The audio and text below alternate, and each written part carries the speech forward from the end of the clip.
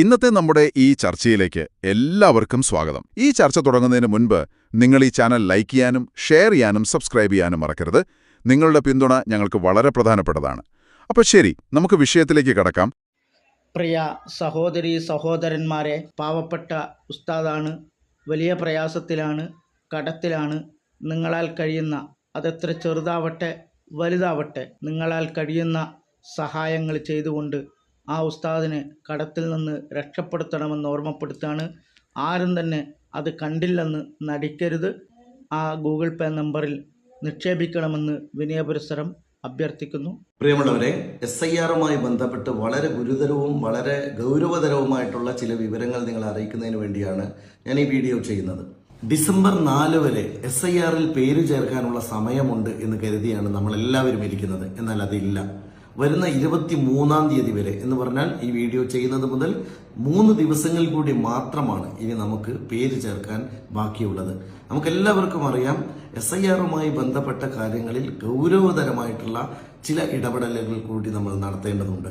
അതിൽ പ്രധാനമായിട്ടുള്ള കാര്യം, ഇന്ന് എൻ്റെ മുമ്പിലിരിക്കുന്ന ഒരു പ്രധാനപ്പെട്ട രേഖയുണ്ട്. 17/11/25 ജില്ലാ കലക്ടർ പുറത്തിറക്കിയിട്ടുള്ള ഒരു പ്രധാനപ്പെട്ട ഉത്തരവാണിത്. ഈ ഉത്തരവിൽ വളരെ കൃത്യമായി കാര്യങ്ങൾ വിശദീകരിക്കുന്നുണ്ട്. മാത്രമല്ല, BLOമാരെ സംബന്ധിച്ചിടത്തോളം വളരെ ഹെക്റ്റിക് ആയിട്ടുള്ള ഒരു ടാസ്ക്കാണ് അവരെ ഏൽപ്പിച്ചിരിക്കുന്നത്. 1500ഓളം വോട്ടർമാരുള്ള ഒരു ബൂത്തിനകത്ത് ഏതാണ്ട് 400-ലേറെ വീടുകൾ ഉണ്ടാകുമെന്നാണ് ശരാശരി കണക്കാക്കുന്നത്. അങ്ങനെയുള്ള വീടുകളിലേക്ക് മുഴുവനും ഇതുവരെയും ഫോമുകൾ എത്തിക്കാൻ സാധിക്കാത്ത നിരവധി വീടുകളുണ്ട് എന്ന് നിങ്ങൾ മനസ്സിലാക്കണം. ആ വീടുകളിൽ നിന്നെല്ലാം ഇനി ഫോമുകൾ എത്തിച്ച ശേഷം ആ ഫോമുകൾ തിരികെ നമുക്ക് ലഭിക്കാൻ ആകെ 3 ദിവസങ്ങൾ മാത്രമാണ് ബാക്കിയുള്ളത്. നിങ്ങൾ മനസ്സിലാക്കേണ്ട ഏറ്റവും പ്രധാനപ്പെട്ട ഒരു കാര്യം, ഏതൊരാളുടെയും ഫോം തിരികെ എത്തിച്ചിട്ടില്ലെങ്കിൽ ആ ഫോം എത്തിക്കാത്ത ഒരു വോട്ടും സ്വീകരിക്കുന്നതല്ല എന്ന് നിങ്ങൾ മനസ്സിലാക്കണം. 23-ാം തീയതിയാണ് അവസാന ഡേറ്റ്. 23 മുതൽ 26 വരെയുള്ള 3 ദിവസം കൊണ്ട് 1500ഓളം വോട്ടർമാരുടെ ഡീറ്റെയിൽസ് ഓരോ BLOയും ഡിജിറ്റലൈസ് ചെയ്യണം എന്നതാണ് ഉത്തരവ്. എന്ന് പറഞ്ഞാൽ 3 ദിവസം കൊണ്ട് 1500 പേരുടെ വോട്ട് കയറ്റുക എന്ന് പറയുന്ന ഹെർക്കുലിയൻ ടാസ്ക്കാണ് ഓരോ BLOക്കും നൽകുന്നത്. ഇതുകൊണ്ടാണ് BLOമാർ ഇത്രയേറെ പ്രഷറൈസ് ചെയ്യപ്പെടുന്നത്. അതുകൊണ്ട് രാഷ്ട്രീയ പാർട്ടി പ്രതിനിധികൾ എന്ന നിലയിൽ ഏറ്റവും വലിയ ഉത്തരവാദിത്തം ഏറ്റെടുക്കേണ്ട ദിവസങ്ങളാണ് നമ്മളുടെ ഓരോരുത്തരുടെയും മുന്നിലുള്ളത്. രാഷ്ട്രീയ പാർട്ടി പ്രതിനിധികളായി BLOയെ സഹായിക്കാൻ BLA ബൂത്ത് ലെവൽ ഏജന്റ് എന്ന നിലയിൽ ഒരാൾ നിയമിച്ചിട്ടുണ്ടെങ്കിലും പല സ്ഥലങ്ങളിലും ഈ രാഷ്ട്രീയ കക്ഷി പ്രതിനിധികളായി നിയമിക്കപ്പെട്ടവർ ആ ഉത്തരവാദിത്തം ഏറ്റെടുത്തിട്ടുണ്ടോ എന്നത് സംശയകരമാണ്. അതുകൊണ്ട് വളരെ ശ്രദ്ധേയമായ കാര്യം, ഇങ്ങനെ വന്നാൽ നിരവധി ആളുകൾക്ക് ഇപ്പോൾ തന്നെ ഫോം കിട്ടിയിട്ടില്ല. അതുകൊണ്ട് പലരും ഫോം തിരിച്ചു കൊടുക്കാൻ സാധ്യതയില്ല. അതുകൊണ്ട് 23-ാം തീയതിക്കകം തിരിച്ചു കിട്ടാത്ത ഒരു ഫോമും, ഏറ്റവും ചുരുങ്ങിയത് അവരുടെ ഒപ്പോ അതിൻ്റെ ചെറിയ ഡീറ്റെയിൽസോ തെറ്റുണ്ടെങ്കിലും പ്രശ്നമില്ല, അതെങ്കിലും നിങ്ങൾ BLOയുടെ കയ്യിൽ തന്നെ കൊടുത്തു എന്ന് ഉറപ്പുവരുത്തണം. ഇത് കൊണ്ടുപോയി കൊടുക്കാനുള്ള അവകാശമുള്ള ആളുകൾ ബൂത്ത് ലെവൽ ഏജന്റ് എന്ന് പറയുന്ന രാഷ്ട്രീയ പാർട്ടി പ്രതിനിധികളാണെന്ന് ഓർമ്മിക്കണം. അതുകൊണ്ട് നിങ്ങളിത് സമാഹരിച്ച് BLOയുടെ കയ്യിലെത്തി എന്ന് ഉറപ്പുവരുത്തലാണ് ഏറ്റവും പ്രധാനം. പിന്നീട് BLOയുടെ ഉത്തരവാദിത്തം എന്ന് പറയുന്നത് 3 ദിവസം കൊണ്ട് ഡിജിറ്റലൈസ് ചെയ്ത് ഇത് സമ്പൂർണ്ണമായി കയറ്റണം എന്നുള്ളതാണ്. ഞാൻ ഈ ഉത്തരവിൻ്റെ വളരെ പ്രധാനപ്പെട്ട ഷെഡ്യൂൾ മാത്രം നിങ്ങളുടെ ശ്രദ്ധയിലേക്ക് വായിക്കുകയാണ്. ഈ ഉത്തരവിൻ്റെ ഫയൽ നമ്പർ DCMPM/11/908/2025 P1, തീയതി 17/11/2025. 1. എന്യൂമറേഷൻ ഫോമുകളുടെ വിതരണം, സ്വീകരണം, കളക്ഷൻ സെൻ്ററുകൾ പ്രവർത്തിക്കേണ്ട ഡേറ്റ് 18, ഇന്നലെ കഴിഞ്ഞു പോയി, 18 മുതൽ 20 വരെ എന്ന് പറഞ്ഞാൽ നാളെ വരെ മാത്രമാണ്. എന്യൂമറേഷൻ ഫോമുകളുടെ സ്വീകരണം പൂർത്തിയാക്കി BLO ആപ്പ് വഴി ഡിജിറ്റലൈസ് ചെയ്യേണ്ടതാണ്. ഇതിന് ഡേറ്റ് 23/11/2025 മുതൽ 26/11/25 വരെ. ഞാൻ പറഞ്ഞത് കൃത്യമായിട്ട് മനസ്സിലാക്കുക.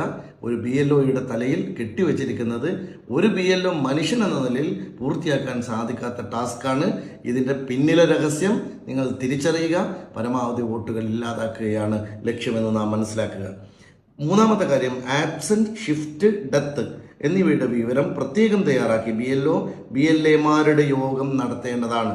26-ാം തീയതിയാണ് മുതൽ 28 വരെയാണ് ഈ യോഗം നടത്തേണ്ടത്. എന്ന് പറഞ്ഞാൽ 26-നും 28-നും ഇടയിൽ നടത്തുന്ന യോഗത്തിൽ രാഷ്ട്രീയ കക്ഷി പ്രതിനിധികളായ BLA നിർബന്ധമായും പങ്കെടുക്കുകയും ഈ കാര്യങ്ങൾ കൃത്യമായി മനസ്സിലാക്കുകയും ചെയ്തിട്ടില്ലെങ്കിൽ കാര്യങ്ങൾ കൈവിട്ടു പോകുന്നതാണ്.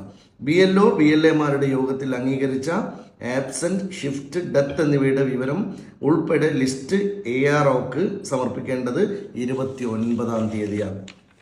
അപ്പം ഞാൻ പറയുന്നത്, ഇത്ര ഹെക്റ്റിക് ആയ ഒരു ഷെഡ്യൂളിൽ കാര്യങ്ങൾ പോകുമ്പോൾ വളരെ പ്രധാനപ്പെട്ട ചില കാര്യങ്ങൾ കൂടി നിങ്ങൾ മനസ്സിലാക്കുക. ഒന്ന്, ഡിസ്ട്രിബ്യൂഷൻ ഐക്കൺ ഇപ്പോൾ തന്നെ നീക്കം ചെയ്തിരിക്കുകയാണ്. അത് വളരെ ബിസി ഷെഡ്യൂളാണ്, വളരെ ആശങ്ക ജനിപ്പിക്കുന്ന ഒരു കാര്യമാണ്. അതുകൊണ്ട് ഇതിൽ ദുരൂഹതയുണ്ട് എന്ന് നാം സംശയിക്കുകയാണ്. BLOമാരെ കൊലക്ക് കൊടുക്കുന്ന ഒരു ഏർപ്പാടായി ഇത് മാറുന്നു എന്നതും നമ്മൾ മനസ്സിലാക്കണം. ഞാൻ ഒരിക്കൽ കൂടി പറയുന്നു, എല്ലാ ബൂത്തിലെയും രാഷ്ട്രീയ കക്ഷി പ്രതിനിധികൾ BLAമാരെ നിയമിച്ചിട്ടില്ല എന്നതും ഒരു വസ്തുതയാണ്. നിയമിക്കപ്പെട്ട BLAമാരോട് പറയുന്നു, നിങ്ങൾ നിർബന്ധമായും സമയബന്ധിതമായി കാര്യം ചെയ്യണം. ഒരു BLO 1500 പേരെ ഡിജിറ്റലൈസ് ചെയ്യുക എന്ന ആ ഉത്തരവാദിത്വവും കഠിനമാണ്. നമുക്ക് ഏതെങ്കിലും തരത്തിൽ BLOമാരെ സഹായിക്കാൻ പറ്റുമെങ്കിൽ അതുകൂടി നമ്മൾ ചെയ്യേണ്ടത് ഓരോരുത്തരുടെയും ഉത്തരവാദിത്തമാണ് എന്ന് ഞാൻ പറയാണ്. പിന്നെ ഒരു ആശ്വാസമുള്ള കാര്യം, 2002 നിങ്ങളുടെ ഏതെങ്കിലും ഒരു ബന്ധു നിങ്ങളുടെ 2002 വോട്ടർ പട്ടികയിൽ ഉണ്ടെങ്കിൽ നിങ്ങൾക്ക് ഒരു ആശങ്കയും വേണ്ട. ആ ബന്ധുവിൻ്റെ പേരുകൂടി പരാമർശിക്കണം എന്ന കാര്യം മാത്രമേ ഉള്ളൂ. ഒപ്പ് മാത്രം നൽകി തിരിച്ചു കൊടുക്കുന്ന ഫോമുകൾ പോലും സ്വീകരിക്കും എന്ന് പറഞ്ഞാൽ നിങ്ങൾ പൂരിപ്പിക്കുന്നതിൽ തെറ്റുമോ, പൂരിപ്പിക്കുന്നത് ബുദ്ധിമുട്ടാകുമോ, ഒന്നും പ്രയാസപ്പെടേണ്ട. നിങ്ങൾ പാതി പൂരിപ്പിച്ച ഫോമാണെങ്കിലും അത് BLOയുടെ കയ്യിലെത്തി എന്ന് ഉറപ്പ് വരുത്തുക വളരെ വളരെ പ്രധാനമാണ്. നിങ്ങൾ ഓർമ്മിപ്പിക്കുകയാണ്. അതുപോലെ തന്നെ 23-നകം നൽകിയിട്ടില്ലെങ്കിൽ ഞാൻ നേരത്തെ പറഞ്ഞു, ഇത് ഒരിക്കലും സ്വീകരിക്കുന്നില്ല എന്നതാണ് പ്രധാനം. പിന്നെ 26-നകം ഡിജിറ്റലൈസ് ചെയ്യാൻ സാധിക്കുന്ന സമയത്തെക്കുറിച്ചും നമ്മൾ വളരെ ഗൗരവത്തോടെ കാണണം. പെരിന്തൽമണ്ണ നിയോജക മണ്ഡലത്തിൽ ഇത് സഹായിക്കാൻ BLAമാരെ എല്ലാ ബൂത്തിലേക്കും മുസ്ലിം ലീഗ് പാർട്ടി എന്ന നിലയിൽ ഞങ്ങൾ ചുമതലപ്പെടുത്തിയിട്ടുണ്ട്. BLAമാരെ അസിസ്റ്റ് ചെയ്യാൻ വേണ്ടി MLA ഓഫീസിൽ ഒരു ഹോട്ട്ലൈൻ നമ്പറും ഞങ്ങളിവിടെ പുറത്ത് വിട്ടിട്ടുണ്ട്. അത് പെരിന്തൽമണ്ണ നിയോജക മണ്ഡലത്തിലെ വോട്ടർമാർക്ക് മാത്രമേ അത് ഉപയോഗിക്കാൻ കഴിയുള്ളൂ. കാരണം അത്ര കോളുകൾ മാത്രമേ നമുക്ക് മാനേജ് ചെയ്യാൻ സാധിക്കൂ എന്നുള്ളത് കൊണ്ടാണ്. അതുകൊണ്ട് ഇത്തരത്തിൽ ഏതെങ്കിലും ഹെൽപ്പ് BLAമാരെന്ന നിലയിൽ ആവശ്യമുണ്ടെങ്കിൽ അത് MLA ഓഫീസിലെ ഹോട്ട്ലൈൻ നമ്പർ BLAമാർക്ക് അറിയിച്ചു കൊടുക്കുന്നതാണ് എന്നുകൂടി അറിയിക്കുന്നു. ഞാൻ പിന്നെയും പറയുന്ന ഒരു കാര്യം, കാര്യങ്ങൾ വളരെ സ്മൂത്ത് അല്ല, കാര്യങ്ങൾ വളരെ ഗൗരവതരമാണ്. നമ്മൾ വിചാരിക്കുന്നതിനേക്കാൾ വേഗത്തിൽ ചുട്ടെടുക്കുന്ന തരത്തിൽ പാർലമെൻറ്റിൽ എങ്ങനെയാണോ നരേന്ദ്രമോദി ബില്ലുകൾ ചുട്ടെടുക്കുന്നത് അതേ വേഗതയിൽ SIR ചുട്ടെടുക്കുകയാണ്. ഇത് നമ്മൾ ഓരോരുത്തരും മനസ്സിലാക്കേണ്ട കാര്യം, ഇത് നാളത്തെ ഒരു തലമുറയുടെ ജീവിതം നിലനിർത്തുന്നതുമായി ബന്ധപ്പെട്ട, അവരുടെ ഈ നാട്ടിൽ നിലനിൽക്കുന്നതുമായി ബന്ധപ്പെട്ട ഒരു പ്രശ്നമായി തന്നെ നമ്മൾ ഇതിനെ സംശയിക്കണം. ഇത് പൗരത്വ രേഖയായി മാറാനിരിക്കുമെന്ന് പറയുന്ന കാര്യത്തിൽ വിശ്വാസയോഗ്യമായ തെളിവുകൾ നിലനിൽക്കുകയാണ്. ബീഹാറിലും അതുപോലെ മറ്റ് സ്റ്റേറ്റുകളിലും എന്താണോ സംഭവിച്ചത് നമുക്കെല്ലാവർക്കും അറിയാവുന്നതാണ്.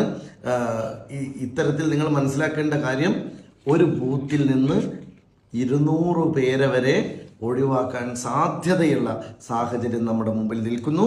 ഒരാൾ പോലും ഒഴിവായിട്ടില്ല എന്ന് സാമൂഹ്യ ഉത്തരവാദിത്തത്തോടെ ഉറപ്പുവരുത്തേണ്ടത് ഓരോ ബൂത്തിലും നിൽക്കുന്ന മനുഷ്യരുടെ, ജനാധിപത്യവാദികളുടെ, പൊളിറ്റിക്കൽ പാർട്ടികളുടെ ഉത്തരവാദിത്തമാണ് എന്നും ഞാൻ നിങ്ങളെ ഓർമ്മിപ്പിക്കുകയാണ്. ആരും വല്ലാതെ ആശങ്കപ്പെടാനല്ല, പക്ഷേ റിയാലിറ്റി കടുത്തതാണ് എന്ന് ഓർമ്മിപ്പിക്കാനാണ് ഈ വീഡിയോ ചെയ്യുന്നത്. പ്രത്യയശാസ്ത്രത്തിന്റെ വാറോലകൾ ഉദ്ധരിച്ച് ഇടതുപക്ഷത്തോട് അനുഭാവം കാണിക്കുന്ന ചെറുപ്പക്കാരെ മുറുത്തത്താക്കാൻ മുൻപന്തിയിൽ നിൽക്കുന്ന, അതിനുവേണ്ടി പണിയെടുക്കുന്ന പൗരഹിത്യത്തോടാണ് ഞാൻ ചോദിക്കുന്നത്, PK കുഞ്ഞാലിക്കുട്ടി മുസ്ലിമാണോ? ഏറ്റവും ബഹുമാന്യരായ മലയാളി സുഹൃത്തുക്കളെ, ജനാധിപത്യ മതേതര വിശ്വാസികളെ,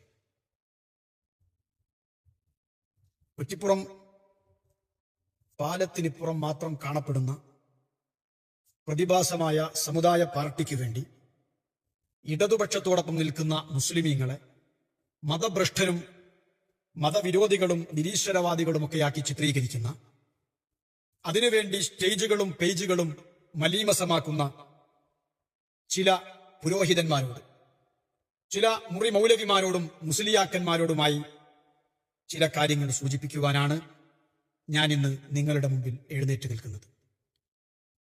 ഇടതുപക്ഷത്തോട് സഹകരിക്കുന്ന, ഇടതുപക്ഷത്തിന്റെ കൂടെ നിൽക്കുന്ന മുസ്ലിം ചെറുപ്പക്കാരെ മതഭ്രഷ്ടരാക്കാൻ അതിനുവേണ്ടി ആയത്തുകളും ഹദീസുകളും നിരന്തരമായി ഓതുന്നവർ, യംറുഖൂന മിനദ്ദീനി കമാ യംറുഖൂന സഹിമി മിനർ റമിയ്യ, വേട്ടമൃഗത്തെ തുളച്ച് അസ്ത്രം പുറത്തേക്ക് തെറിച്ചു പോകുന്നത് പോലെ അവരും മതത്തിന്റെ ബൗണ്ടറിയിൽ നിന്ന് തെറിച്ചുപോയി എന്ന് ഹദീസുകൾ ഓതി സമുദായത്തിന്റെ മുമ്പിൽ പറയുന്ന ആളുകൾ, പ്രത്യയശാസ്ത്രത്തിന്റെ മുടിനായിഴ കീറി പരിശോധിച്ച് കാൾമാക്സിനെയും എംഗൽസിനെയും ഒക്കെ അസ്ഥാനത്ത് ഉദ്ധരിച്ച് ഇടതുപക്ഷത്തോടൊപ്പം നിൽക്കുന്ന മുസ്ലിമീങ്ങളെ മുർത്തദ്ദും കാഫിറും ഫാജറും ലാലിമുമാക്കി പടിയടച്ചു പിണ്ടം വെക്കാൻ വേണ്ടി പരിശ്രമിക്കുന്ന ചില ആളുകൾ അവരുടെ മുമ്പിൽ ചില കാര്യങ്ങൾ സൂചിപ്പിക്കുകയാണ്. വിശുദ്ധ ഖുർആൻ വചനങ്ങളെക്കാളും പ്രവാചകന്റെ അധ്യാപനങ്ങളെക്കാളും ഞങ്ങൾ പ്രാധാന്യം നൽകുന്നത് അധികാരത്തിന്റെ അപ്പക്കഷ്ണങ്ങൾ ആർജിച്ചെടുക്കുമ്പോഴും അത് പങ്കുവെക്കുമ്പോഴുമാണ് എന്ന് ഒരുപാട് കാലമായി തെളിയിക്കുന്ന പ്രസ്ഥാനമാണ് ഇന്ത്യൻ യൂണിയൻ മുസ്ലിം ലീഗ്. മുസ്ലിം ലീഗ് എന്ന പേരിൽ നിലനിൽക്കുമ്പോഴും ഇസ്ലാമിന്റെയും മുസ്ലിമീങ്ങളുടെയും മൊത്തക്കുത്തകയും അട്ടിപ്പേർ അവകാശവും ഞങ്ങൾക്കാണെന്ന് വീരവാദം മുഴക്കുമ്പോഴും അവർക്ക് അധികാരമാണ് വലുത്. ആദർശങ്ങളെയും ആശയ ആദർശങ്ങളെയും മതമൂല്യങ്ങളെയും സംരക്ഷണമോ അതിന്റെ അനുധാവനമോ ദൈവചിന്തയോ ഖുർആനിക വചനങ്ങളോ പ്രവാചകന്റെ അധ്യാപനങ്ങളോ അത് പിൻപറ്റലോ അനുസരിക്കലോ ഒന്നുമല്ല എന്ന് വളരെ കൃത്യമായി കേരളത്തിന്റെ പൊതുമണ്ഡലത്തിൽ തെളിയിക്കുവാൻ ഈ ആളുകൾക്ക് സാധിച്ചിട്ടുണ്ട്. എത്ര തെളിവുകൾ വേണം നിങ്ങൾക്ക്? കമ്മ്യൂണിസ്റ്റ് പാർട്ടിയിൽ വിശ്വസിക്കുന്ന, ഇടതുപക്ഷത്തോട് അനുഭാവം പുലർത്തുന്ന ഒരു മുസ്ലിം ചെറുപ്പക്കാരനെ അവനെ പടിയടച്ചു പിണ്ടം വെച്ച് മതത്തിന് പുറത്താക്കി മുനാഫിക്കാക്കി മാറ്റുവാൻ ഫത്വ പുറപ്പെടുവിക്കുന്ന തത്രപ്പാടിലാണ് മുസ്ലിം ലീഗിന് ഓശാന പാടുന്ന ചില പുരോഹിതന്മാർ. കമ്മ്യൂണിസ്റ്റ് ആയാൽ പിന്നെ മുസ്ലിം ആവാൻ പറ്റില്ല, മുസ്ലിം ആയാൽ പിന്നെ കമ്മ്യൂണിസ്റ്റ് ആകുവാൻ ഒരു നിർവാഹവുമില്ല എന്ന തരത്തിലുള്ള പ്രചണ്ഡമായ പ്രചാരവേലകൾ. മുസ്ലിം ലീഗുകാർ ഒരു ഇടതുപക്ഷ പ്രവർത്തകനായ മുസ്ലിമിനെ, ഒരു ഇടതുപക്ഷത്തോട് അനുഭാവം കാണിക്കുന്ന ഒരു മുസ്ലിമിനെ എങ്ങനെയാണ് നിർവചിക്കുന്നത്, എങ്ങനെയാണ് വിവക്ഷിക്കുന്നത്, എങ്ങനെയാണ് പൊതുമണ്ഡലത്തിൽ പരിചയപ്പെടുത്തുന്നത്? അവൻ കാഫിറായി പോയി, അവൻ മുർത്തദായി പോയി, അവൻ മുനാഫിക്കായി, ഫാജറായി, ലാലിമായി, മതഭ്രഷ്ടനായി, അവൻ നിരീശ്വരവാദത്തിന്റെ വക്താവായി എന്ന് പ്രചണ്ഡമായി പ്രഘോഷിക്കുന്നത്. തൗഹീദ് പറഞ്ഞു നടക്കുന്ന നാവുകൊണ്ട് ഇതാ നിരീശ്വരവാദം പ്രചരിപ്പിക്കുന്നു, പടച്ചോനെ ഇങ്ങൾ കാത്തോളി എന്നും പറഞ്ഞ് പരിഭവം പറയുന്ന ആളുകൾ.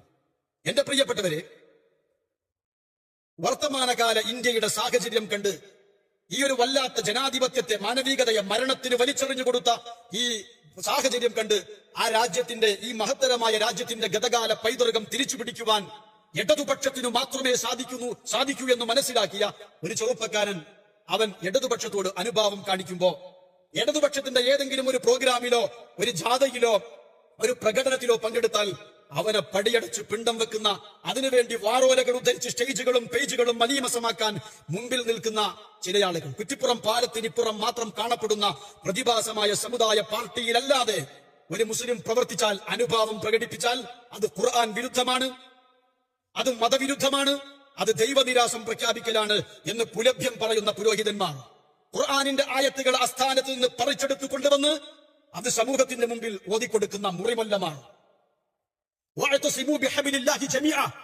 നിങ്ങൾ ലീഗിന്റെ കൂടെ അടിയുറച്ചു നിൽക്കണം, ലീഗ് വിട്ടുപോകരുത്. ഞാനൊരു തമാശയായി പറഞ്ഞതല്ല. ഈ വിശുദ്ധ ഖുർആനിലെ ആയത്ത് ധരിച്ച് അവിടെ അൽ ഹബിൽ അത് ലീഗാണ് എന്ന് പ്രസംഗിച്ച പുരോഹിതന്മാർ ഈ കേരളത്തിൽ ഇന്നും മരിച്ചുപോയിട്ടില്ല, ജീവിച്ചിരിക്കുന്നുണ്ട്. എന്റെ പ്രിയപ്പെട്ടവരെ, ഈ കൂട്ടത്തിൽ എല്ലാവരുമുണ്ട്. ഈ വാഴക്കൊലക്കൊട്ട തലക്ക് വെച്ച് പോണ റേഞ്ചിലുള്ള മുസ്ലിയാക്കന്മാർ ഞാൻ പരിഹസിക്കുന്നതല്ല. തന്റെ മുമ്പിൽ മതത്തിന്റെ വിജ്ഞാനീയം കേൾക്കാൻ വേണ്ടി തടിച്ചുകൂടുന്ന ആളുകളെ, പൊട്ടന്മാരെ, പോയത്തക്കാരെ എന്ന് വിളിച്ച് അവരുടെ മുമ്പിൽ മതം പറഞ്ഞു കൊടുക്കുന്ന മുസ്ലിയാക്കന്മാരുണ്ട്. UAE കേന്ദ്രീകരിച്ച് നല്ല ഫ്രീക്കൻ സ്റ്റൈലിൽ ന്യൂ ജനറേഷൻ മൗലവിമാരായി, മുസ്ലിയാക്കന്മാരായി നടക്കുന്ന ആളുകളും ഖുർആനോദി ഹദീസ് ധരിച്ച് സമുദായ പാർട്ടിയിലേക്ക് ആളുകളെ കൊണ്ടുവരുന്നവരുണ്ട്. അതുപോലെ മതവും മാർക്സിസവും കൈകോർക്കുമോ? മതം, മനുഷ്യൻ, മാർക്സിസം എന്നൊക്കെ പറഞ്ഞ് സ്നേഹസംവാദങ്ങൾ സംഘടിപ്പിച്ച് മുഷ്ടി ചുരുട്ടിയും ചുരുട്ടാതെയും വായുവിലേക്ക് കയ്യെറിഞ്ഞ് സംസാരിക്കുന്ന മുറിമൗലവിമാരും ഈ കൂട്ടത്തിലുണ്ട്. ഇവരോടെല്ലാവരോടുമായിട്ടാണ് എനിക്ക് ചോദിക്കുവാനുള്ളത്.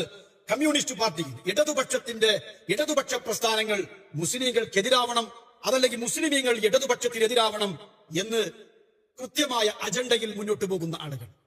ഇടതുപക്ഷക്കാരനായ, ഞാൻ ആവർത്തിക്കുകയാണ്, ഇടതുപക്ഷക്കാരനായ കമ്മ്യൂണിസ്റ്റുകാരനായ മുസ്ലിം ചെറുപ്പക്കാരനെ പ്രത്യയശാസ്ത്രത്തിന്റെ വാറോലകൾ ഉദ്ധരിച്ച് ഫത്വ പുറപ്പെടുവിച്ച് നിരീശ്വരവാദിയാക്കി പുറത്തേക്ക് വലിച്ചെറിയാൻ അതിനുവേണ്ടി മുമ്പിൽ നിൽക്കുന്ന ആളുകളോട് ചോദിക്കുകയാണ്, മുസ്ലിം ലീഗിന്റെ സംസ്ഥാന നേതാക്കന്മാരിൽ എത്ര മുസ്ലിങ്ങളുണ്ട്? മുസ്ലിം ലീഗിന്റെ സമുദായത്തിന്റെ മുഴുവനും അട്ടിപ്പേർ അവകാശം തങ്ങൾക്കാണെന്ന് പ്രഖ്യാപിക്കുന്ന മുസ്ലിം ലീഗിന്റെ സംസ്ഥാന നേതാക്കന്മാരിൽ എത്ര മുസ്ലിങ്ങളുണ്ട്? മതപരമായി പാർട്ടിക്കാരുടെ പട്ടിക ഉണ്ടാക്കുന്ന പതിവ് ഇടതുപക്ഷത്തിനില്ല. മതപരമായി പാർട്ടിക്കാരുടെ ജാതി തിരിച്ചു, മതം തിരിച്ചു, വർഗം തിരിച്ചു, വർണ്ണം തിരിച്ച് കമ്പാർട്ട്മെന്റ് വൽക്കരിക്കുന്ന പ്രവർത്തനം ഇടതുപക്ഷത്തിനില്ല. മുസ്ലിമീങ്ങളാരും കമ്മ്യൂണിസ്റ്റുകാരാവരുത്, കമ്മ്യൂണിസ്റ്റുകാരനായാൽ മുസ്ലിം ആവാൻ നിർവാഹമില്ല എന്ന് ഫത്വ പുറപ്പെടുവിക്കുന്ന മുസ്ലിം ലീഗിന്റെ നേതാക്കന്മാരിൽ എത്ര മുസ്ലിമീങ്ങളുണ്ട്? The very first question. എന്റെ പ്രിയപ്പെട്ടവരെ, സമുദായ പാർട്ടിയുടെ സംസ്ഥാന ജനറൽ സെക്രട്ടറി ആയിരുന്ന അന്നത്തെയും ഇന്നത്തെയും അനിഷേധ്യ നേതാവായി വാണരുളുന്ന പാണ്ടിക്കടവത്ത് പി കെ കുഞ്ഞാലിക്കുട്ടി മുസ്ലിമാണോ? പി കെ കുഞ്ഞാലിക്കുട്ടി മുസ്ലിമാണോ? ഞാൻ ചോദിക്കുകയാണ്. ഐസ്ക്രീം കേസ് നടക്കുന്ന സമയം കുഞ്ഞാലിക്കുട്ടി സാഹിബ് ആടിയുലഞ്ഞു. ആ കേസിന്റെ ആരോപണങ്ങളോ ആ കേസുമായി ബന്ധപ്പെട്ട ചർച്ചയിലേക്കോ ഞാൻ ലവലേശം തിരിഞ്ഞു നോക്കുന്നില്ല. കാരണം ഒരു സാക്ഷിയില്ലാത്ത, തെളിവില്ലാത്ത ഒരു വിഷയത്തിൽ ഒരു മുസ്ലിമായ മനുഷ്യന് അത്തരത്തിലുള്ള അഭിപ്രായം പറയാൻ പറ്റില്ല. കാരണം എന്ന വിശുദ്ധ ഖുർആനിന്റെ അധ്യാപനത്തെ മുൻനിർത്തിക്കൊണ്ട് ആ ചർച്ചയിലേക്കല്ല ഞാൻ പോകുന്നത്. മറിച്ച് ആ കേസിൽ കുഞ്ഞാലിക്കുട്ടി സാഹിബിനെതിരെ ശക്തമായ പ്രക്ഷോഭങ്ങളും പ്രതിഷേധങ്ങളും പ്രതിഷേധ ജ്വാലകളും കേരളത്തിന്റെ പ്രാന്ത പ്രദേശങ്ങളിൽ അലയടിച്ചപ്പോ ഇടതുപക്ഷത്തിന്റെ പ്രക്ഷോഭത്തിൽ നിന്ന് പുറത്തും വലതുപക്ഷക്കാരും കൂടക്കൂടികളുമായ ആളുകളുടെ കുത്തിത്തിരിപ്പും കുതികാലിവെട്ടും കാരണം അകത്തും പ്രതിസന്ധി നേരിട്ടിരുന്നു ഞാൻ. അകത്തു നിന്നും പുറത്തു നിന്നുമുള്ള പ്രതിഷേധങ്ങളാൽ ആടിയുലഞ്ഞ് മാനസിക സംഘർഷത്താൽ ഞാൻ അപ്പോഴെനിക്ക് ആശ്വാസം ലഭിച്ചത് ശ്രീ രവിശങ്കരുടെ പ്രാണായാമ പ്രക്രിയ അഭ്യസിച്ചത് കൊണ്ടാണ്. മുസ്ലിം ലീഗിന്റെ സംസ്ഥാന ജനറൽ സെക്രട്ടറി ആയിരുന്ന മുസ്ലിമായ കുഞ്ഞാലിക്കുട്ടി സാഹിബ് മനസ്സംഘർഷമുണ്ടായപ്പോ, പ്രതിസന്ധികളും പ്രയാസങ്ങളും പ്രതിബന്ധങ്ങളും അദ്ദേഹത്തെ വളഞ്ഞു പുളഞ്ഞ് അദ്ദേഹം അതിൽ പ്രയാസപ്പെട്ടപ്പോ അദ്ദേഹം എന്താ ചെയ്തത്? ശ്രീ രവിശങ്കരുടെ പ്രാണായാമ പ്രക്രിയ അഭ്യസിച്ചു. ഒരു ശ്വാസം അകത്തേക്ക് വലിച്ച 650 അത് പുറത്തേക്ക് വിടാൻ 350 കൊടുക്കുന്ന പ്രാണായാമ പ്രക്രിയ. എന്റെ പ്രിയപ്പെട്ടവരെ, ഞാൻ ചോദിക്കട്ടെ, പ്രത്യയശാസ്ത്രപരമായി കാൾ മാർക്സിനെയും എംഗൽസിനെയും ഒക്കെ ആസ്ഥാനത്ത് ധരിച്ച് ഇടതുപക്ഷത്തോട് അനുഭാവം കാണിക്കുന്ന ചെറുപ്പക്കാരെ മതത്തിൽ നിന്ന് പുറത്തേക്കെറിയാൻ വെമ്പൽ കൊണ്ട് അതിന് മുൻപന്തിയിൽ നിൽക്കുന്ന പൗരോഹിത്യത്തോട് ഞാൻ ചോദിക്കട്ടെ, മാനസിക സംഘർഷം വന്നാൽ മുസ്ലിം എന്താ ചെയ്യേണ്ടത്? വിശുദ്ധ ഖുർആൻ ഉദ്ധരിക്കുകയാണ്, അല്ലദീന ആമനൂ വതത്മഇന്നു ഖുലൂബുഹും ബിദിക്രില്ലാഹ് അലാ ബിദിക്രില്ലാഹി തത്മഇന്നുൽ ഖുലൂബ്. വിശുദ്ധ ഖുർആനിന്റെ 13-ാം അധ്യായം, ഇട്ടിനാദം എന്ന പേരുള്ള 13-ാം അധ്യായം 28-ാമത്തെ സൂക്തം ദൈവത്തിന്റെ പ്രഖ്യാപനമാണ് മുസ്ലിമീങ്ങളോട്. നിങ്ങൾക്ക് മനസ്സിന് പ്രയാസമുണ്ടാകുമ്പോ, മാനസികമായി പ്രയാസമുണ്ടാകുമ്പോ നിങ്ങൾ ചെയ്യേണ്ട ദൈവചിന്തയാണ്, ദിക്റുകളാണ്, ദുആകളാണ്. ഇതാണ് വിശുദ്ധ ഖുർആൻ പഠിപ്പിക്കുന്നത്. പിന്നെ ദുരിതം വന്നാലോ? ദുരിതം വന്നാൽ, പ്രതിസന്ധികൾ വന്നാൽ എന്താ ചെയ്യേണ്ടത്? പ്രാണായാമ പ്രക്രിയ അഭ്യസിക്കാനല്ല. വിശുദ്ധ ഖുർആനിന്റെ 27-ാം അധ്യായം സൂറത്തുൻ നംലിന്റെ 68-ാമത്തെ സൂക്തം, അമ്മ യുജിബുൽ മുദറ ഇദാ ദഅ വയക്ഷിഫു സുഅ വയജഅലുകും ഖുലഫാഅൽ അർദ് അഇലാഹും മഅല്ലാഹ് ഖലീലമ്മാ തദക്കറൂൻ. വിശുദ്ധ ഖുർആന്റെ പ്രഖ്യാപനമാണ്. നിങ്ങൾ ദുരിതത്തിലകപ്പെടുമ്പോ, പ്രയാസങ്ങൾ ഉണ്ടാകുമ്പോ, പ്രതിസന്ധികൾ ഉണ്ടാകുമ്പോ, ആ സന്ദർഭങ്ങളിൽ നിങ്ങൾക്ക് രക്ഷപ്പെടാൻ, നിങ്ങൾ ആ പ്രതിസന്ധികളിൽ നിന്ന് നിങ്ങൾക്ക് തരണം ചെയ്യാൻ, രക്ഷ ലഭിക്കാൻ, മോചനം ലഭിക്കാൻ ആ ദൈവത്തിന്റെ കൂടെ നിങ്ങൾക്ക് മറ്റു വല്ല സഹായികളുമുണ്ടോ? ഇതാ വിശുദ്ധ ഖുർആന്റെ ചോദ്യം. എന്റെ പ്രിയപ്പെട്ടവരെ, വിഷമം വരുമ്പോ, മാനസിക സംഘർഷം വന്നപ്പോ ഞങ്ങള് സമുദായ പാർട്ടി എല്ലാവരോടും വലിയ ഐക്യവും സ്നേഹവും ഉള്ളവരാണ്. അതുകൊണ്ട് സഹോദര സമുദായത്തിൽപ്പെട്ട ഒരു യോഗിവര്യന്റെ അടുത്ത് പോയി ശാന്തിയും സമാധാനവും വാങ്ങിയതാണെന്ന് പറഞ്ഞ് വിനയം കാണിക്കാൻ വരട്ടെ. വിഷമം വരുമ്പോ, മാനസിക പ്രയാസം ഉണ്ടാകുമ്പോ എന്ത് ചെയ്യണമെന്നാണ് ഹൈന്ദവ സനാതന ധർമ്മം പഠിപ്പിക്കുന്നത്? ശ്രീമദ് ഭഗവത്ഗീത 18-ാമത്തെ അധ്യായം മോക്ഷ സംന്യാസ യോഗം 62-ാമത്തെ ശ്ലോകം, തമേവ ശരണം ഗച്ഛ സർവഭാവേന ഭാരത തത്പ്രസാദാൽ പരം ശാന്തി സ്ഥാനം പ്രാപ്സ്യസി ശാശ്വത. അർജുന, ആകയാൽ നീ ആ ദൈവത്തെ സ്മരിക്കുക, ആ ദൈവത്തെ സദാസമയവും സ്മരിച്ചുകൊണ്ടിരിക്കുക. ആ ദൈവത്തെ സ്മരിക്കുമ്പോ തത്പ്രസാദാൽ പരം ശാന്തി, നിനക്ക് ആ ദൈവപ്രസാദത്താൽ പരമമായ ശാന്തി ലഭിക്കും, ഉന്നതമായ ഒരു ലോകത്ത് ഉദാത്തമായ സ്ഥാനവും ലഭിക്കും. ഇതാണ് ഹൈന്ദവ ദർശനം പഠിപ്പിക്കുന്നത്. പ്രാണായാമ പ്രക്രിയ അഭ്യസിക്കാൻ വേണ്ടി രവിശങ്കരുടെ അടുത്ത് അന്യമതക്കാരനും ഹിന്ദുമത വിശ്വാസിയുമായ ശ്രീ രവിശങ്കരുടെ പ്രാണായാമ പ്രക്രിയ അഭ്യസിച്ചപ്പോ എനിക്ക് മാനസിക സംഘർഷത്തിന് അയവ് വന്നു എന്ന് പൊതുവേദിയിൽ പ്രസംഗിക്കുകയും ആർട്ട് ഓഫ് ലിവിംഗിന്റെ ശ്രീ രവിശങ്കർ സ്പെഷ്യൽ പതിപ്പിൽ പേര് വെച്ച് ലേഖനം എഴുതുകയും ചെയ്ത പി കെ കുഞ്ഞാലിക്കുട്ടി മുസ്ലിമാണോ? പി കെ കുഞ്ഞാലിക്കുട്ടി മുസ്ലിമാണോ? ഇതാണ് എനിക്ക് ചോദിക്കുവാനുള്ളത്. പ്രത്യയശാസ്ത്രത്തിന്റെ വാറോലകൾ ഉദ്ധരിച്ച് ഇടതുപക്ഷത്തോട് അനുഭാവം കാണിക്കുന്ന ചെറുപ്പക്കാരെ മുറുത്തതാക്കാൻ മുൻപന്തിയിൽ നിൽക്കുന്ന, അതിനുവേണ്ടി പണിയെടുക്കുന്ന പൗരോഹിത്യത്തോടാണ് ഞാൻ ചോദിക്കുന്നത്. പി കെ കുഞ്ഞാലിക്കുട്ടി മുസ്ലിമാണോ? രണ്ടാമത്തെ ചോദ്യം. രണ്ടാമത്തത് ഇസ്ഹാഖ് കുരിക്കൾ, MPM ഇസ്ഹാഖ് കുരിക്കൾ, നമ്മുടെ മഞ്ചേരി. അദ്ദേഹം ഒരു ആക്സിഡന്റ് സംഭവിച്ച് ദീർഘകാലം രോഗാവസ്ഥയിൽ കഴിയുമ്പോ ഒരുപാട് ചികിത്സകൾ നോക്കി, ഒന്നും ഫലം കണ്ടില്ല. അങ്ങനെ ഇരിക്കുമ്പോ ആരോ പറഞ്ഞു, അമ്മ വരുന്നുണ്ട് നാട്ടിൽ മഞ്ചേരി, അമ്മയെ പോയി കണ്ടാൽ ആശ്വാസം ലഭിക്കുന്നു പറഞ്ഞപ്പോ മുങ്ങി ചാവാൻ പോകുന്നതിന് കച്ചിത്തുരുമ്പും കമ്പക്കയറെന്ന് പറഞ്ഞ പോലെ ഇസ്ഹാഖ് കുരിക്കൾ പോയി വേദിയിലേക്ക് ചെന്നു. അമ്മ ഇസ്ഹാഖ് കുരിക്കളെ കെട്ടിപ്പിടിച്ചതാണോ കുരിക്കൾ അമ്മനെ കെട്ടിപ്പിടിച്ചതാണോ നമുക്കറിയില്ല. കെട്ടിപ്പിടുത്തം നടന്നിട്ടുണ്ട്. ഈ വിഷയത്തിൽ എന്താണ് മതത്തിന്റെ വിധി? എന്താ? പ്രത്യയശാസ്ത്രപരമായി മുസ്ലിം ചെറുപ്പക്കാരെ മുർത്തദ്ദാക്കാൻ മുൻപന്തിയിൽ നിൽക്കുന്ന പൗരോഹിത്യത്തോടെ ഞാൻ ചോദിക്കുന്നത്, എന്താണ് ഇതിലെ മതപരമായ വിധി? പ്രവാചകൻ പറയുന്നുണ്ട്, ലഅൻ യുത്അന ഫീ റഅസി അഹദികും ബിമിഖ്യത്തിൻ മിൻ ഹദീദിൻ ഖൈറുൻ ലഹു മിൻ അൻ യമസ്സ ഇംറഅതൻ ലാ തഹില്ല ലഹ്. ഒരു അന്യ സ്ത്രീയെ സ്പർശിക്കുന്നതിനേക്കാളും നിനക്ക് നല്ലത് നിന്റെ ശിരസിലേക്ക് കമ്പി കുത്തിയിറക്കലാണ് എന്ന്. കഴിയുന്നില്ല. രോഗം വന്നാൽ എന്താ മതം പഠിപ്പിക്കുന്നത്? നിങ്ങൾ മതത്തിന്റെ വലിയ സംരക്ഷകരും അതിന്റെ അട്ടിപ്പേർ അവകാശമുള്ളവരും അല്ലേ? രോഗം വന്നാൽ എന്താ മതം പഠിപ്പിക്കുന്നത്? എനിക്ക് രോഗം വന്നാൽ ആ രോഗം ശിഫയാക്കുന്നത്, എനിക്ക് രോഗമോചനം നൽകുന്നത് എന്റെ ദൈവമാണ്, റബ്ബാണെന്ന് പഠിപ്പിക്കുന്ന മതം. കഴിയുന്നില്ല. പ്രവാചകൻ പറഞ്ഞു,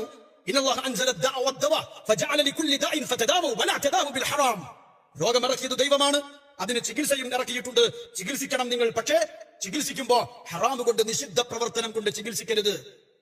അന്യമതക്കാരിയും അന്യ സ്ത്രീയുമായ മാതാ അമൃതാനന്ദമയ്യെ പോയി കെട്ടിപ്പിടിച്ച് തന്റെ രോഗത്തിന് ചികിത്സ തേടിയ MPM ഇസ്ഹാഖ് കുരിക്കൾ, ആ പ്രവർത്തന നിമിത്തം അദ്ദേഹം മുസ്ലിമാണോ? ചോദിക്കുന്നു ഞാൻ. പ്രത്യയശാസ്ത്രത്തിന്റെ വാറോല വെച്ച്, മാപിനി വെച്ച് ആളുകളെ പുറത്തേക്ക് വലിച്ചെറിയുന്ന ആളുകളോട് ചോദിക്കുകയാണ്, ഇസ്ഹാഖ് കുരിക്കൾ മുസ്ലിമാണോ? പറയണം നീ.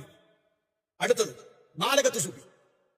നാലകത്ത് സൂഫി വിദ്യാഭ്യാസ മന്ത്രിയായിരിക്കുമ്പോൾ, ഞാനന്ന് സ്കൂളിൽ ചെറിയ ക്ലാസ്സിൽ പഠിക്കുന്നത്. അങ്ങനെ ഇരിക്കുമ്പോ നാലകത്ത് സൂഫിയെ ഈ ക്യാബിനറ്റ് റീഷഫ്ലിംഗ്, മന്ത്രിസഭ പുനഃക്രമീകരണം, ആ സമയത്ത് സൂഫിയെ മാറ്റിയിട്ട് ET മുഹമ്മദ് ബഷീറിനെ മന്ത്രിസഭയിൽ കൊണ്ടുവരും എന്നൊരു ചർച്ച. ആ ചർച്ച ഉണ്ടായപ്പോ എന്താ സൂഫി ചെയ്തത്? സൂഫി ചർച്ച വന്നപ്പോ നേരെ പാണക്കാട് പോയിട്ട് വലിയ തങ്ങളെ കണ്ട്, തങ്ങളെ നമ്മളെ ഇങ്ങനെ മാറ്റിയാൽ നമ്മളെത്താ കാട്ടിക്കാരം എന്നും പറഞ്ഞ് പാണക്കാട് പോവുകയല്ല ചെയ്തത്. മറിച്ച് പരപ്പനങ്ങാടി ഉണ്ണികൃഷ്ണ പണിക്കരുടെ അടുത്ത് ചെന്നിട്ട് കവടി നിരത്തി തന്റെ മന്ത്രി പദവിയുടെ അതിന്റെ ഭാവി എന്താകുമെന്ന് കവടി നിരത്തി പരിശോധിച്ചു. കണിയാന്റെ അടുത്ത് പോയിട്ട്, എന്റെ പ്രിയപ്പെട്ടവരെ, മതത്തിന്റെ പ്രത്യയശാസ്ത്രത്തിന്റെ വാറോലകൾ ഉദ്ധരിച്ച് ഞങ്ങളെ മുർത്തദ്ദാക്കാൻ ശ്രമിക്കുന്ന പൗരോഹിത്യത്തോടാണ് ഞാൻ ചോദിക്കുന്നത്, ഈ വിഷയത്തിൽ എന്താ മതത്തിന്റെ നിലപാട്?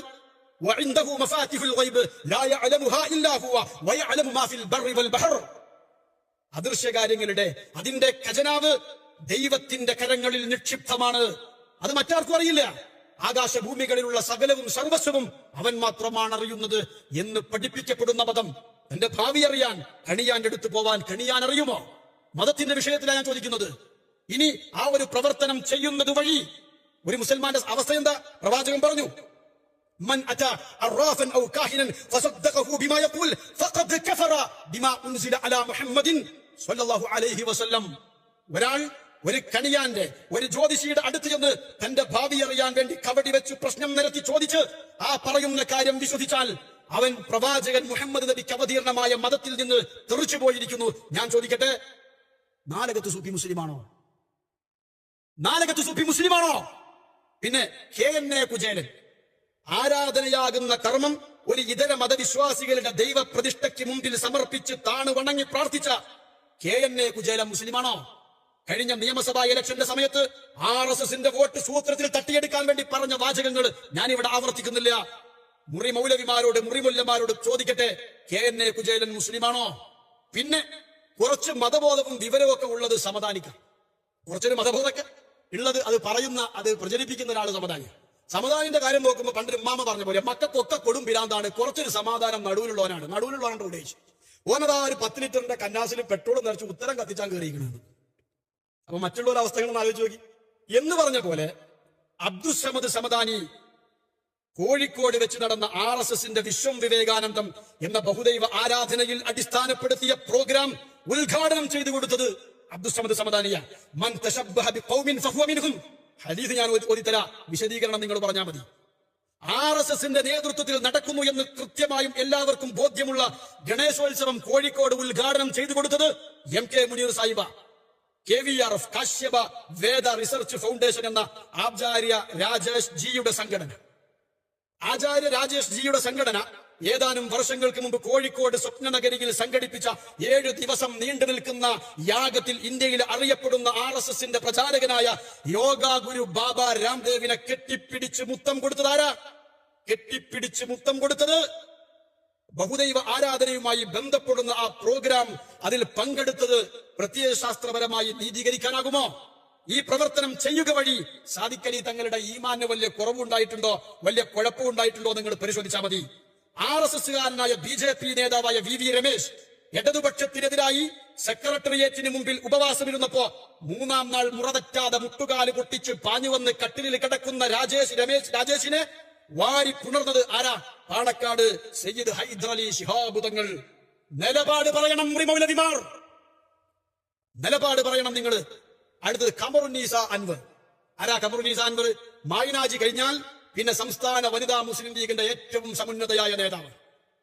കൊടിഞ്ഞി ഫൈസൽ കേസിൽ പ്രതികളായ RSSന്റെ കൊടും ക്രിമിനലുകളെ രക്ഷപ്പെടുത്താൻ കോടതി വ്യവഹാരത്തിനായി ലക്ഷങ്ങൾ പിരിച്ചെടുക്കാൻ മലപ്പുറത്തും കോഴിക്കോടും RSSന്റെ നേതൃത്വത്തിൽ കൊടിഞ്ഞി കേസ് പ്രതിരോധ ഫണ്ട് പിരിക്കുമ്പോ RSSകാരെ വീട്ടിലേക്ക് വിളിച്ചു വരുത്തി 2000 രൂപ സംഭാവന കൊടുത്തു. സംഭാവന കൊടുത്ത പ്രശ്നമില്ല, അതൊരു മതനിരപേക്ഷ സമൂഹത്തിൽ ജീവിക്കുമ്പോ, അല്ലെങ്കിൽ പൊതുസമൂഹത്തിൽ ജീവിക്കുമ്പോ എല്ലാവരും അങ്ങോട്ടൊക്കെ കൊടുക്കും. അതല്ല, ഈ സംഭാവന കൊടുത്ത് 2 മിനിറ്റ് RSSകാരന് ബൈറ്റ് കൊടുത്തു ഖമറുന്നീസ അൻവർ.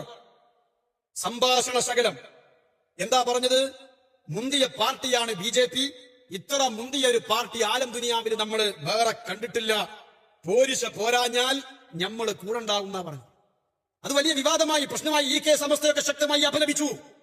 ഖമറുന്നീസ അൻവറിനെ പുറത്താക്കണമെന്ന് പറഞ്ഞു. ആ സമയത്ത് അവര് പറഞ്ഞു, ഞാൻ ET മുഹമ്മദ് ബഷീറിനോട് ചോദിച്ചിട്ടാണ് ഇത് പറഞ്ഞത്. അയാൾ കുടുങ്ങിയെന്നല്ലാതെന്താ? കൊണ്ടോട്ടിയിൽ മുസ്ലിം ലീഗ് RSSന്റെ നാമജപ യാത്രക്ക് നാരങ്ങാവെള്ളം. എന്റെ പ്രിയപ്പെട്ടവരെ, ഞാൻ ചോദിക്കട്ടെ, പ്രത്യയശാസ്ത്രപരമായി വാറോലകൾ ഉദ്ധരിച്ച് ഇടതുപക്ഷത്തോട് അനുഭാവം പ്രകടിപ്പിക്കുന്ന ചെറുപ്പക്കാരെ മുർത്തദ്ദാക്കി, മുശ്രിക്കാക്കി, കാഫറാക്കി, ഫാജറാക്കി, ലാലിമാക്കി അവരെ മതത്തിൽ നിന്ന് വലിച്ചെറിയാൻ ശ്രമിക്കുന്നവർ, യംറുഖൂന മിന ദീനി കമാ യംറുഖൂന സഹിമി മിന റബിയ എന്ന് പറഞ്ഞ ഹദീസുകൾ ഉദ്ധരിക്കുന്നവർ, അവരോടാ ഞാൻ ചോദിക്കുന്നത്. ഈ ശക്തമായ ചോദ്യങ്ങൾ കേരള പൊതുസമൂഹത്തിന്റെ സമക്ഷം ഞാൻ സമർപ്പിക്കുകയാണ്. പുകൾപെറ്റ മതനിരപേക്ഷതയും നാനാത്വത്തിൽ ഏകത്വവും വിളങ്ങി നിൽക്കേണ്ടുന്ന ഒരു നാട്ടിൽ ഇയാൾ ഇത്ര വലിയ വർഗീയവാദിയാണോ എന്ന് എന്നെ കുറിച്ച് നിങ്ങൾ തെറ്റിദ്ധരിക്കുകയോ വിലയിരുത്തുകയോ ചെയ്യരുത്. മറിച്ച് തൗഹീദ് പറഞ്ഞ് നടന്നിരുന്ന നാവുകൊണ്ട് നിരീശ്വരവാദം പറയുന്നത് കണ്ടോ നിങ്ങള് എന്ന് പറയുന്ന ആളുകൾ, അവരോടാണ് ഞാൻ ഈ ചോദ്യങ്ങൾ ഉന്നയിച്ചത്. സമുദായ പാർട്ടിയുടെ എച്ചിലടിക്കുന്ന മുറി മൗലവിമാരുടെയും മുറിമല്ലമാരുടെയും ദീനിന്റെ ശതമാനം കണക്കാക്കുന്ന മാഭിനിക്ക് മുന്നിൽ ഞാൻ ഈ ചോദ്യങ്ങൾ സമർപ്പിക്കുകയാണ്. എന്റെ പ്രിയപ്പെട്ടവരെ, രാജ്യം പ്രതിസന്ധി നേരിടുമ്പോ ഒരുപാട് മഹാരഥന്മാരുടെ ഉന്നതമായ ചെയ്ത പൈതൃകങ്ങൾ കൊണ്ട് സമ്പന്നമായ ഒരു നാടിനെ ജാതി പറഞ്ഞ്, മതം പറഞ്ഞ്, വർഗം പറഞ്ഞ്, വർണ്ണം പറഞ്ഞ് വേർതിരിച്ച് അവരെ തമ്മിലടിപ്പിച്ച് നശിപ്പിക്കുവാൻ വേണ്ടി ഈ രാജ്യം ഭരിക്കുന്ന, ഈ രാജ്യത്തിന്റെ ഭരണസിരാ കേന്ദ്രങ്ങൾ കൈയാളിയിരിക്കുന്ന ആളുകൾ വളരെ ഭീകരമായ നിലയിൽ ശ്രമിച്ചുകൊണ്ടിരിക്കുമ്പോ, രാജ്യത്തെ ഒരു പ്രത്യേക മതവിഭാഗം പ്രതിസന്ധിയിൽ അവര് വിറങ്ങലിച്ചു നിന്നപ്പോ, അവര് ഭീതിയുടെ മുൾമുനയിൽ നിന്നപ്പോ, ഈ കേരളത്തിന്റെ മുഖ്യമന്ത്രി ആണത്വത്തോടെ വിളിച്ചു പറഞ്ഞു, എന്റെ നാട്ടിൽ എന്റെ ഭരണീയരായ ജനങ്ങളുടെ മേൽ ഒരു NRCയും നടപ്പിൽ വരുത്തുകയില്ല. ഇവിടെ NPR നടപ്പിൽ വരുത്താനുള്ള യാതൊരു വിധത്തിലുമുള്ള പ്രവർത്തനങ്ങൾക്കും അനുവാദം കൊടുക്കുകയില്ല. ഇവിടെ തടങ്കൽ പാളയങ്ങൾ ഉയർന്നു വരികയില്ല. ഈ നാട് സാക്ഷി, ഈ ജനം സാക്ഷി എന്ന് പറഞ്ഞൊരു ഭരണാധികാരി ആണത്വത്തോടെ, ആർജവത്തോടെ, അന്തസ്സോടെ, അഭിമാനത്തോടെ, അപ്രമാദിത്വത്തോടെ എഴുന്നേറ്റ് നിന്നപ്പോ, ഈ രാജ്യത്തിന്റെ ഗതകാല പ്രതാപം അത് തിരികെ പിടിക്കാൻ ഈ ഒരു പ്രസ്ഥാനത്തിനെ കഴിയൂ എന്ന് ചെറുപ്പക്കാർ മനസ്സിലാക്കുമ്പോ, ആ ചെറുപ്പക്കാർ ആ ഒരു പ്രസ്ഥാനത്തിലേക്ക് ആർജവത്തോടെ കടന്നു വരുമ്പോ, അവരെ മുർത്തദ്ദാക്കുന്നതിന് മുമ്പ്, അവരെ മുനാഫിക്കുകളാക്കുന്നതിന് മുമ്പ്, അവരെ മതത്തിന്റെ വേലിക്കെട്ടിൽ നിന്ന് പുറത്തേക്ക് വലിച്ചെറിയുന്നതിന് മുമ്പ് സമുദായ പാർട്ടിക്ക് വേണ്ടി അവരുടെ എച്ചിലടിച്ച് നടക്കുന്ന ഈ പുരോഹിതന്മാരോട് ആർജവത്തോടെ ഞാൻ പറയുകയാണ്, ഞാൻ മുകളിൽ ഉദ്ധരിച്ച, മുകളിൽ എണ്ണിപ്പറഞ്ഞ ആ കാര്യങ്ങൾക്ക് എന്താണ് പ്രത്യയശാസ്ത്രപരമായി നിങ്ങൾക്ക് പറയുവാനുള്ളത്? അതിനെ നീതീകരിക്കുവാൻ സമുദായത്തിന്റെ മൊത്ത കുത്തകയും അവകാശപ്പെട്ട് സമുദായത്തിന്റെ അട്ടിപ്പേർ അവകാശം കൈയാളിക്കൊണ്ട് നടക്കുന്ന ആ ആളുകളെ രക്ഷപ്പെടുത്തിയെടുക്കാൻ, അവരെ മതത്തിന്റെ വേലിക്കെട്ടിനകത്ത് തന്നെ തളച്ചിടാൻ എന്താണ് നിങ്ങൾക്ക് ഓതുവാനുള്ളത്? എന്ത് ആയത്തുകളാണ് നിങ്ങൾക്ക് ഉദ്ധരിക്കുവാനുള്ളത്? എന്ത് ഹദീസുകളാണ് നിങ്ങൾക്ക് പറയാനുള്ളത്? ഞാൻ അവസാനിപ്പിക്കുന്നു. ഇനി ഇത്തരത്തിൽ ഞങ്ങളെ മതഭ്രഷ്ടരാക്കാൻ വേണ്ടി ആയത്തുകൾ ഉദ്ധരിക്കുമ്പോൾ ഒരായത്ത് ഇങ്ങോട്ട് ഓതുമ്പോ 36 ആയത്ത് അങ്ങോട്ട് ഓതും എന്നും മാത്രം പറഞ്ഞുകൊണ്ട് ഞാൻ അവസാനിപ്പിക്കുന്നു. അസ്സലാമു അലൈക്കും വറഹ്മത്തുള്ളാഹി. എന്റെ സ്നേഹ സഹോദരങ്ങൾക്ക്, സഖാക്കൾക്ക് വിപ്ലവാഭിവാദ്യങ്ങൾ, സ്നേഹാഭിവാദ്യങ്ങൾ. ലാൽ സലാം. ഇത്തരം വാർത്തകളും വിശേഷങ്ങളും അറിയാൻ ഞങ്ങളുടെ ചാനൽ ഉടൻ തന്നെ സബ്സ്ക്രൈബ് ചെയ്യുക, ലൈക്ക് ചെയ്യുക, ഷെയർ ചെയ്യുക. ജനങ്ങളിലേക്ക് എത്തിക്കണമെന്ന് നിങ്ങൾ ആഗ്രഹിക്കുന്ന വാർത്തകളും വിശേഷങ്ങളും പ്രമുഖരുടെ പ്രഭാഷണങ്ങളും ഞങ്ങളുടെ വാട്സപ്പ് നമ്പറിലേക്ക് അയച്ചു തരിക. നന്മ വളരട്ടെ, തിന്മക്കെതിരെ നമുക്കൊരുമിച്ച് നിൽക്കാം.